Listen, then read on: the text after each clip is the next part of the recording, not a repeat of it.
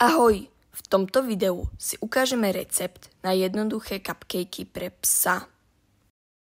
Na cupcakey budeš potrebovať mrkvu, banán, kuracie pečienky, ovsené vločky, múku, vajíčko a tvaroh.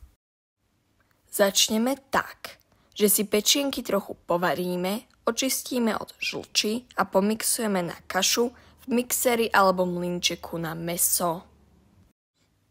Potom si mrkvu ošúpeme a nastrúhame na drobno. Hlavnej pomocníčke zaplatíme poplatok z mrkvy a pokračujeme ďalej.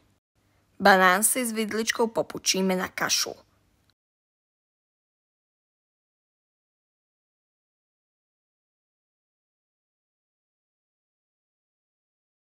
Všetky veci dáme spolu do misky a pridáme múku a vločky.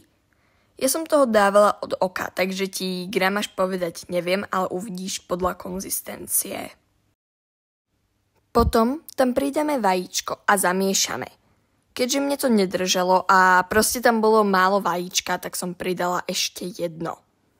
Znovu to zamiešame a keď bude konzistencia dobrá, tak si pripravíme košíčky na cupcakey, ktoré sa dajú kúpiť normálne v obchode pre ľudí. Naplníme si košíčky a dáme to piecť na 170 stupňov. Dĺžka pečenia môže byť rôzna podľa veľkosti cupcakeov, takže si to radšej kontroluj, nech ti nezhoria. Ak budú trochu surové, tak to nevadí, psi to zjedia aj tak.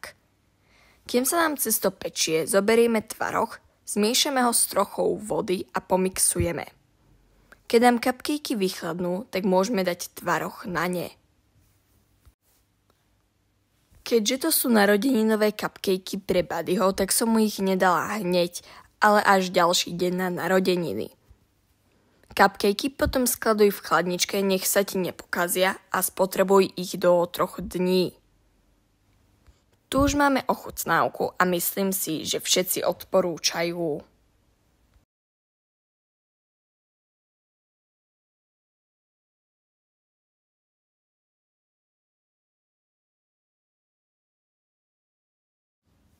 Už sme na konci a dúfam, že ak si sa rozhodol upiecť cupcakey, tak to tvojmu psíkovi chutilo.